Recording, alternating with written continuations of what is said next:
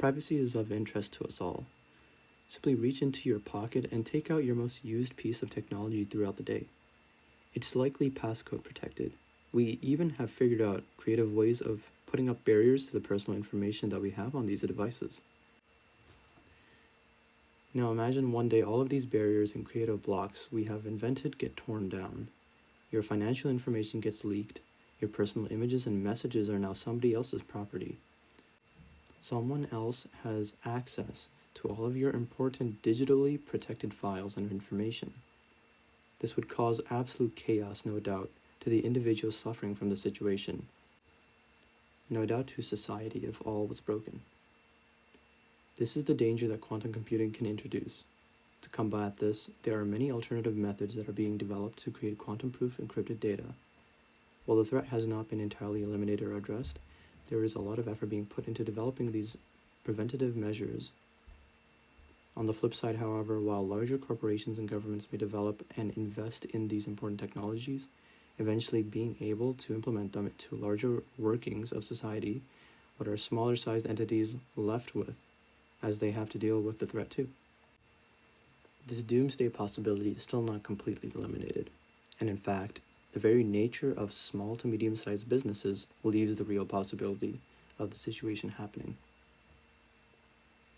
My name is Harry, and I'd like to talk to you about the quantum computing risks that involve small businesses. Now, with the example that I gave you of a doomsday scenario at the beginning, it is easy to imagine quantum computing and the worst of its effects causing such a scenario. However, what is more likely to happen is exploitation of poor security measures implemented by small businesses. This is where I believe most of the detrimental effects from poor quantum-proof measures could arise from. So let's run down how I'm going to break this down. First, we're going to talk about the data and small businesses, how at risk they are, and how often attacks happen, and more.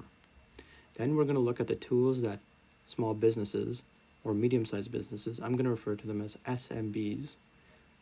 We're going to look at the existing encryption methods and how they compare to the encryption methods researched by NIST. And we're also going to look at the security gaps of SMBs. We'll go over how the technology is progressing and whether or not small businesses will be able to keep up. So first off, let's look at the data and SMBs.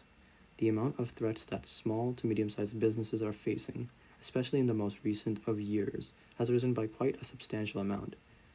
As noted, cyber attacks have risen from 34% in 2015 to 67% in 2018. Of these businesses, a whopping 93% of these small businesses suffered financial losses, with 50% facing issues with their operations as a result of the attacks. From the diagram provided, the impact of cybersecurity practices on cyber attack damage, the perspective of small enterprises in Saudi Arabia. You can see the cost in US dollars and millions and how much each country has had to put forth in efforts to combat security attacks. Now let's look at the tools and SMBs. Let me give you an analogy of how RSA encryption works. Imagine you have a special kind of locker at school that works for two keys. One is a public key that you don't mind sharing with everyone else at school, and others can use this public key to put things inside of your locker. But once something is inside the locker gets locked and the public key can't be used to open it once again. If you want to take something out of the locker, you need the private key, which only you have. And so if your friend wanted to send you a secret note, analogous to sending a secret message digitally, they put the note inside of the locker, using the public key, which everyone can use, and once it's inside, it gets locked. No one else can open it, not even your friend.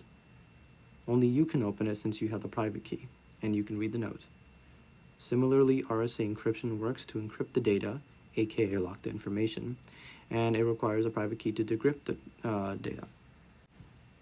There are particular algorithms put in place to generate these keys that are incredibly difficult to bypass by standard computers. This is where quantum computing and its capabilities provide a threat towards encryption techniques, as they are able to go through many combinations to decrypt the data. This can be thought of as using a key pick to unlock the locker. Developing and implementing a really robust quantum-proof security or encryption method isn't easy. This is why so much effort and investment has been put in by government-backed agencies such as NIST, and more development and research into quantum technology is being performed by large companies Larger corporations inherently have more resources available to them in comparison to smaller businesses. These resources can be either money the company puts towards research and development or implementation. It can also be the number of employees and how large and skilled their IT departments are in regards to protecting the company's data. While smaller companies can get consulting advice from different agencies, it's not a sure and sound solution, especially since most of the existing cybersecurity designs do not accommodate for quantum-based attacks.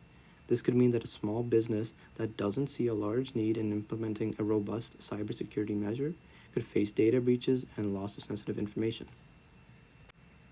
Quantum computers still have major hurdles to overcome in terms of their design and the stability. That also means that many small businesses will not be familiar with the capabilities or any of the use cases of the quantum computers because they can't really be used or implemented in any meaningful way, especially for these small businesses. And is a major issue if you want to ensure that small businesses are readily protected with quantum-proof infrastructure if you want to ensure data breaches are not a common occurrence. Due to the rapidly accelerating developments in quantum computing, it's also key that small businesses keep up with the necessary protections against quantum threats, so to not introduce any security gaps that would further cause more devastating data breaches.